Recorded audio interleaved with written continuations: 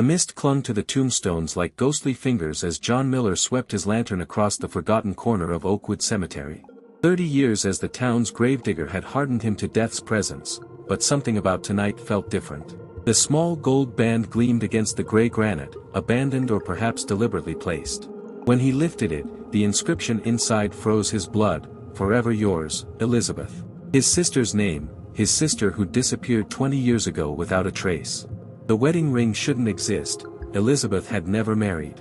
As thunder rolled across the distant hills, John slipped the ring into his pocket, unaware of the shadow watching from behind the mausoleum.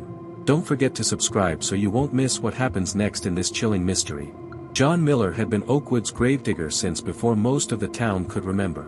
His calloused hands and weathered face told the story of countless graves dug through summer heat and winter frost.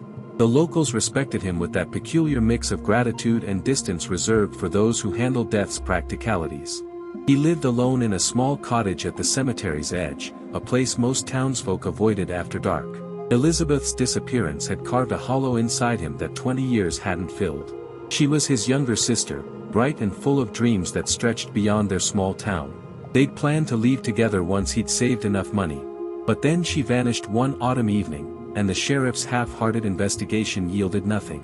The town whispered that she'd simply run off, tired of waiting for John to fulfill his promises. All John wanted now was to know what happened to her. This simple wish had become his quiet obsession, one he nursed privately while tending to the dead. The morning after finding the ring, John walked into Harley's diner clutching the gold band in his pocket. He needed to show Sheriff Dawson, the son of the man who'd failed to find Elizabeth years ago. "Morning, John," called Maggie from behind the counter. The usual. Before he could answer, Mayor Collins's voice boomed from his corner booth. "Well, if it isn't our resident gravekeeper. Digging any interesting holes lately?" The diner fell quiet. Collins had never approved of John's inquiries about Elizabeth over the years, dismissing them as the delusions of a simple man. "Actually," John said, his voice steadier than he felt, "I found something at the cemetery last night." He placed the ring on the counter. Sheriff Dawson picked it up, reading the inscription aloud. "Elizabeth? Your sister?" Mayor Collins laughed. "Are we starting this nonsense again? Your sister left town decades ago, John. Probably married some fellow from the city." "She never wrote," John said. "Never called. That wasn't like her. Maybe she just wanted to forget this place," Collins said, his smile not reaching his eyes. "Some secrets are better left buried, don't you think?" The way Collins stared at the ring made John's skin crawl. Something in the mayor's expression suggested he knew more than he was saying, much more. The diner's silence hung heavy as Collins rose from his booth, approaching John with the casual confidence of a man who'd never faced consequences. "You know, John, I've always admired your dedication," Collins said, placing a hand on John's shoulder. "Digging graves all these years, living among the dead. But I worry about you. First the sightings of Elizabeth years ago, now this ring. The town talks, you know." John felt eyes on him from every corner of the diner. Maggie busied herself wiping already clean counters. Sheriff Dawson examined the ring with exaggerated interest, avoiding John's gaze. "I found it on the Whitaker plot," John said firmly. "Someone left it there." Collins sighed dramatically. "Or perhaps you've had it all along. A keepsake you've convinced yourself is evidence." He turned to the diner patrons. "Remember when he swore he saw Elizabeth at the county fair 5 years after she left? Poor man nearly caused a scene." Several people nodded, exchanging knowing glances. John's face burned. That day at the fair, he'd been certain, a glimpse of familiar blonde hair, a laugh he'd know anywhere. But when he'd called her name, the woman had disappeared into the crowd. "I know what I found," John said, his voice quieter now. "Of course you do." Collins patted his shoulder condescendingly. "Sheriff, perhaps you should hold on to that ring. For safekeeping." The cemetery committee meeting the following evening was worse. John sat in the back of the town hall as Collins addressed the gathered members, most of whom were from Oakwood's oldest families. "While we appreciate John's decades of service," Collins was saying, "recent events have raised concerns about his stability." John stood. "This is about the ring. This is about a pattern of behavior," Collins corrected smoothly. "The ring, yes. But also the incident at Mrs. Henderson's funeral where you claimed her husband was buried in the wrong plot." "Because he was," John insisted. "I keep meticulous records. Records you maintain alone, in that shack of yours," Collins interrupted. "And let's not forget your persistent delusions about your sister." Mrs. Whittaker, whose family plot had yielded the ring, spoke up. "I've never seen that ring before in my life. No one in my family has visited that grave in months." One by one, committee members voiced their concerns. John's drinking, he rarely touched alcohol. His solitary lifestyle, by necessity of his job. His obsession with Elizabeth, the only family he'd ever had. By meeting's end, John had been placed on temporary leave, pending a mental health evaluation. Collins would arrange for a replacement gravedigger from the next county. 3 days later, John found the lock to his cemetery cottage broken. Inside, his belongings had been ransacked, drawers emptied, mattress slashed, floorboards pried up. Sheriff Dawson stood in the doorway, looking uncomfortable. "Mayor Collins reported concerns about your well-being. When you didn't answer. So you broke in." John surveyed the destruction. His records were gone, 20 years of meticulously documented burials, notes about visitors, weather conditions, ground disturbances. "We're trying to help you, John," Dawson said, not meeting his eyes. Through the window, John spotted Collins by the cemetery gates, watching. When their eyes met, Collins didn't look away. "I'll need you to come down to the station," Dawson said. "Just to answer some questions." John nodded slowly. "Let me get my coat." In his bedroom, while Dawson waited outside, John moved to the small painting of Elizabeth that hung above his bed, the only thing untouched in the chaos. Behind it was a wall safe, concealed by the frame. Inside lay duplicates of all his records, photographed and dated, along with his own investigation notes spanning 2 decades. Before becoming Oakwood's gravedigger, John had spent 15 years as a military intelligence analyst. No one in town knew. He'd made sure of that when he returned to care for his ailing parents. His methods of observation, documentation, and analysis had never left him. As he closed the safe and replaced the painting, John knew one thing with absolute certainty. Collins wasn't just trying to discredit him, he was afraid of what John might discover.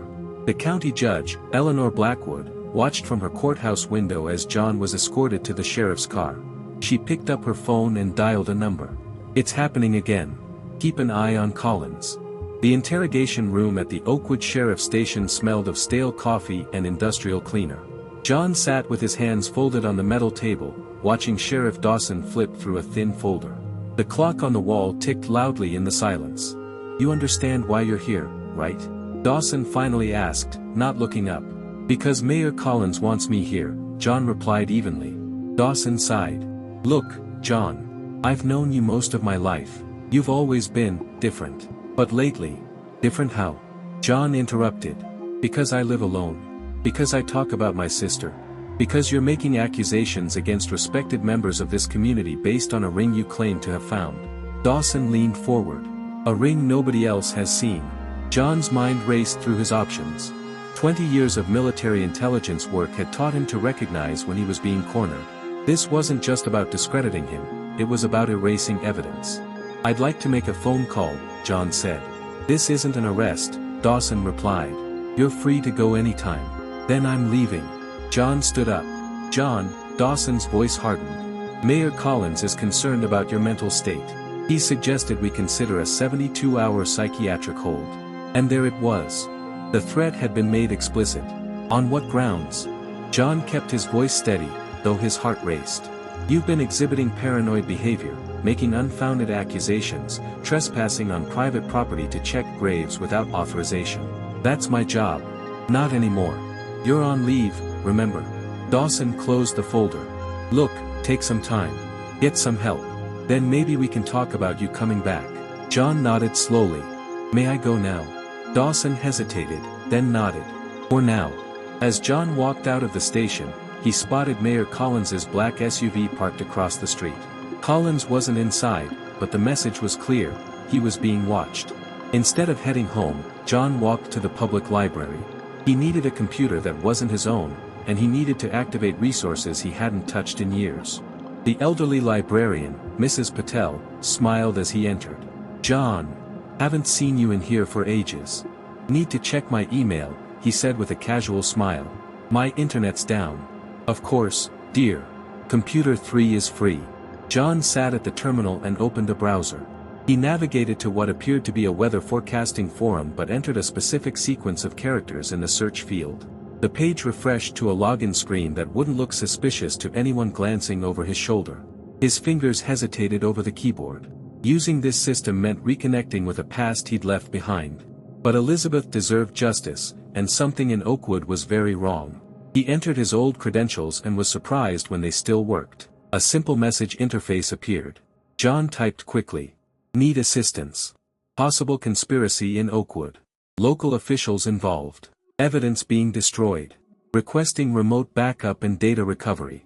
He added details about the ring, the cemetery records, and Collins's unusual interest in discrediting him. Then he attached the GPS coordinates for his cottage and the cemetery. After sending the message, John cleared the browser history and logged out. As he was leaving, he noticed a black SUV slowly driving past the library. Not Collins's vehicle, but similar. John walked to the diner across town, taking an indirect route and doubling back twice to confirm he was being followed. The man trailing him was trying to be discreet but lacked training. Amateur surveillance.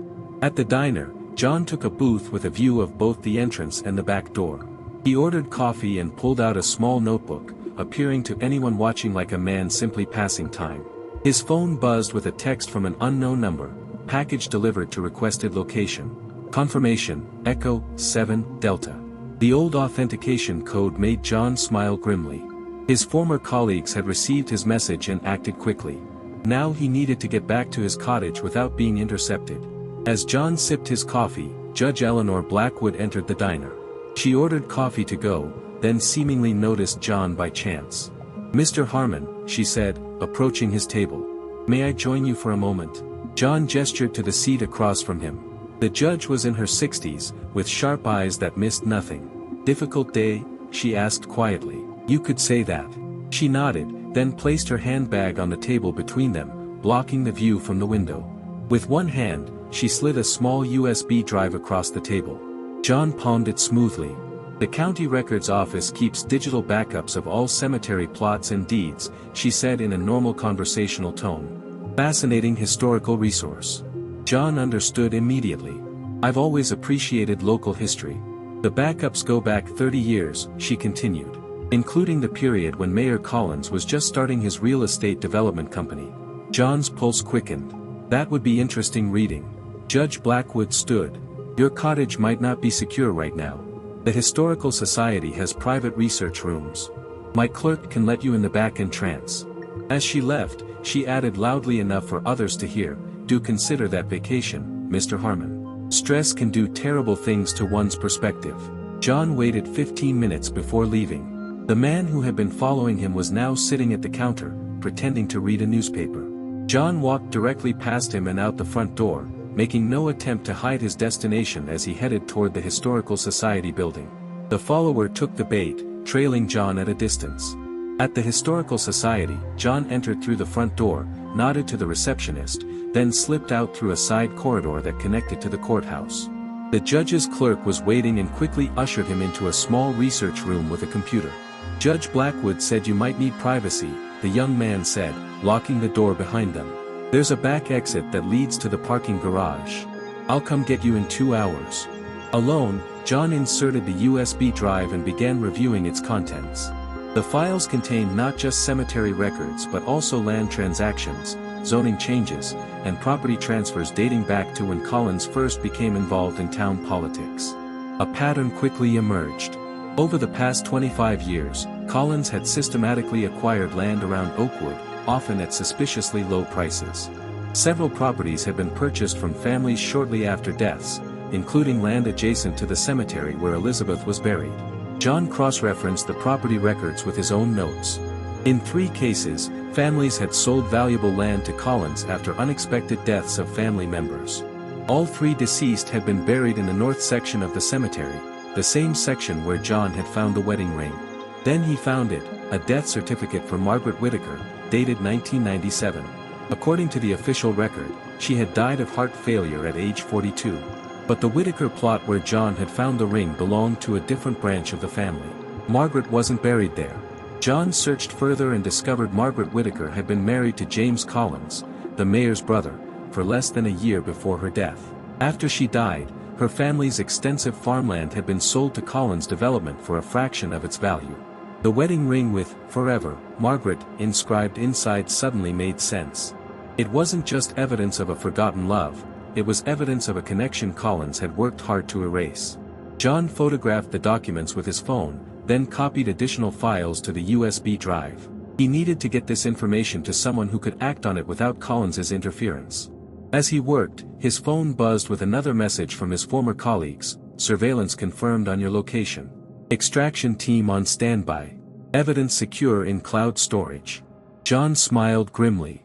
Collins had no idea who he was really dealing with. The mayor might control Oakwood, but John had spent 15 years gathering intelligence in far more dangerous places than a small-town cemetery. The game was changing. Collins had resources and local influence, but John had training, evidence, and now, powerful allies. Most importantly, he had the truth about what happened to Margaret Whittaker, and possibly to Elizabeth as well. What's your favorite mystery story? Comment below and tell us where you're watching from. John's phone suddenly died, completely drained despite being fully charged minutes ago. The room's lights flickered, then went dark. Through the window, he spotted Collins and the police chief entering the building. Someone had compromised his secure line to his allies. The extraction team had been intercepted. John's mind raced as he assessed his rapidly deteriorating situation. The courthouse's emergency lights cast an eerie red glow across the room, transforming the once secure sanctuary into a trap. Through the frosted glass of the door, he could make out the silhouettes of Collins and the police chief moving down the hallway, their voices low but urgent. He had perhaps 2 minutes before they reached him. The young clerk who had promised to return in 2 hours was nowhere to be seen, likely intercepted by Collins or paid off. John quickly pocketed the USB drive and moved to the window, assessing the 30-foot drop to the concrete below. Not an option. The back exit the clerk had mentioned was his only chance. John moved silently through the darkened room, years of training guiding his movements. The door was locked from the outside, but the old building's security was no match for his skills. Using a paperclip from the desk, he had the lock disengaged in seconds. The narrow service corridor beyond was dimly lit by emergency lighting. John moved swiftly, hearing the main door to the records room open behind him just as he rounded the corner. Collins' voice echoed down the hallway, "Find him. Now." The parking garage was 2 levels below, connected by a service elevator that would certainly be monitored. Instead, John took the maintenance stairs, descending rapidly while checking his watch. If his team had been compromised, he needed to establish new contact protocols. But first, he needed to escape. At the garage level, John paused at the door, listening. The sound of multiple vehicles entering the garage echoed through the stairwell. Collins was mobilizing his forces, local police who answered to him rather than to the law.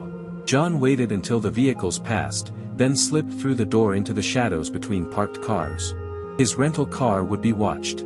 John moved instead toward a service vehicle with the cemetery's logo on its side, a groundskeeper's truck he recognized. The keys would be hidden above the visor. Old Hank never locked his vehicle in the safe town of Oakwood. Sure enough, the keys fell into his hand when he flipped down the visor. As John started the engine, headlights swept across the garage entrance. He ducked down, waiting until they passed before pulling out, driving casually toward the exit as if he belonged. The guard at the booth barely glanced at the cemetery truck, waving him through with a bored gesture. John kept his speed steady as he navigated the quiet streets, taking a circuitous route toward the cemetery.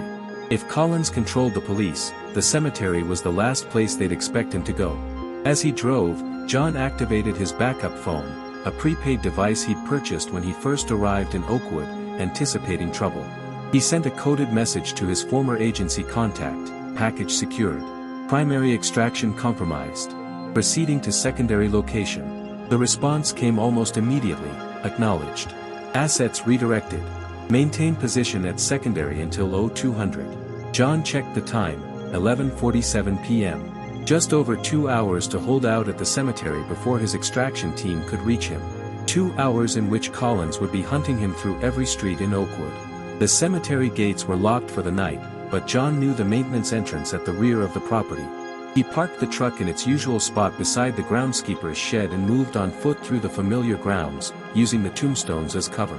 The night was unnaturally still, the usual chorus of insects silenced as if the cemetery itself sensed the coming confrontation. John made his way to the oldest section, where the mausoleums of Oakwood's founding family stood like miniature fortresses against time. The Blackwood family crypt, belonging to the judge's ancestors, was his destination. The judge had mentioned it during their brief conversation, sliding a key across the desk with a meaningful look. "My family has watched over this town for generations," he had said. "Some secrets need proper burial." The ancient iron key turned smoothly in the lock. John slipped inside, closing the heavy door behind him. The interior was surprisingly well maintained, with stone benches along the walls and a central platform where the remains of Judge Blackwood's ancestors rested. John used his phone's flashlight to examine the space. At the rear wall, behind a loose stone panel the judge had described, he found what he was looking for, a metal box containing files, photographs, and a leather-bound journal. The judge had been collecting evidence against Collins for years, waiting for someone who could help him bring it to light. As John began examining the documents, headlights swept across the cemetery grounds. Through the small stained-glass window of the mausoleum, he could see vehicles entering through the main gates. Collins had found him. John quickly photographed the most damning evidence, uploading the images to a secure server. The journal contained detailed accounts of Collins' activities dating back decades, including his connection to Margaret Whittaker and several other suspicious deaths. Footsteps crunched on gravel outside. John extinguished his light and moved to the side of the door, listening as multiple searchers spread throughout the cemetery. Their voices carried in the night air. "Check every building, every shed," Collins' voice commanded. "He's here somewhere." John weighed his options. The mausoleum had only one entrance. Once discovered, he would be trapped. But the evidence he now possessed was too valuable to risk in a confrontation. He needed to get it to his extraction team. A beam of light passed across the stained glass window. Searchers were approaching. John made his decision, slipping the journal and key documents into his jacket. He would have to create a diversion. Using his phone, John remotely activated the alarm system on the cemetery truck. Immediately, its horn began blaring across the grounds, drawing the attention of the searchers. As they converged on the vehicle, John eased open the mausoleum door and slipped into the shadows of a nearby oak tree. From his vantage point, he could see Collins standing by his car, directing the search. The mayor's face was contorted with rage as he shouted orders at the police chief. John had never seen such naked desperation on the man's face. Collins knew exactly what evidence John had uncovered. John had two choices. He could attempt to escape the cemetery now, using the distraction to make his way to the secondary extraction point, or he could confront Collins directly, using the man's desperation against him. A confrontation was risky, but it might yield the final pieces of the puzzle, the truth about Elizabeth's death and how it connected to Margaret Whittaker. As Collins moved away from his vehicle toward the blaring truck, John made his decision. The time for hiding in shadows was over. 25 years of secrets were about to face the harsh light of justice. John stepped from the shadows, positioning himself between Collins and the car. The mayor froze, his face illuminated by the distant security lights. "It's over, Collins," John said, holding up the journal. Judge Blackwood kept meticulous records. Collins's expression shifted from shock to calculated calm. "Whatever you think you have, it won't stand. This town is mine." "Was yours," John corrected. "The evidence is already uploaded. Financial records, witness statements, photographs, everything connecting you to Margaret Whittaker's death and the others."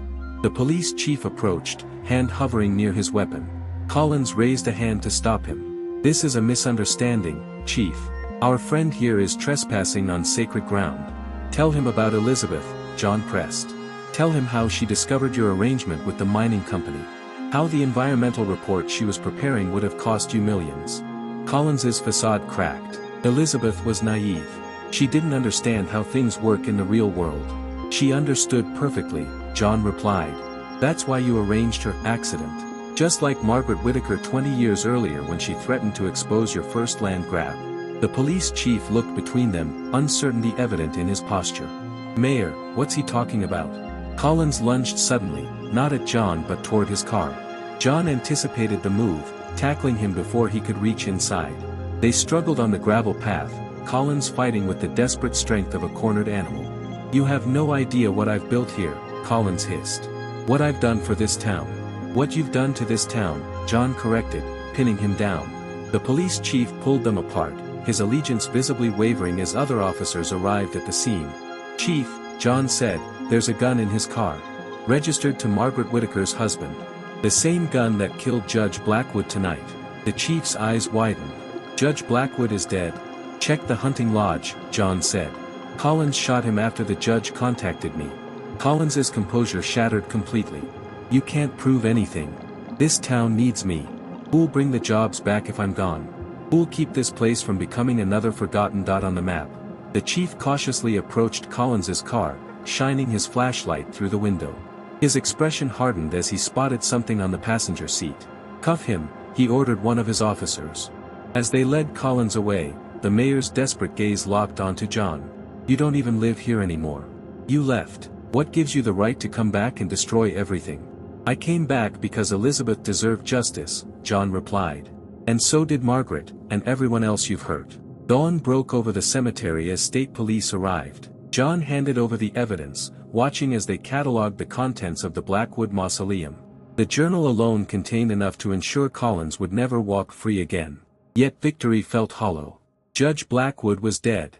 Elizabeth was still gone.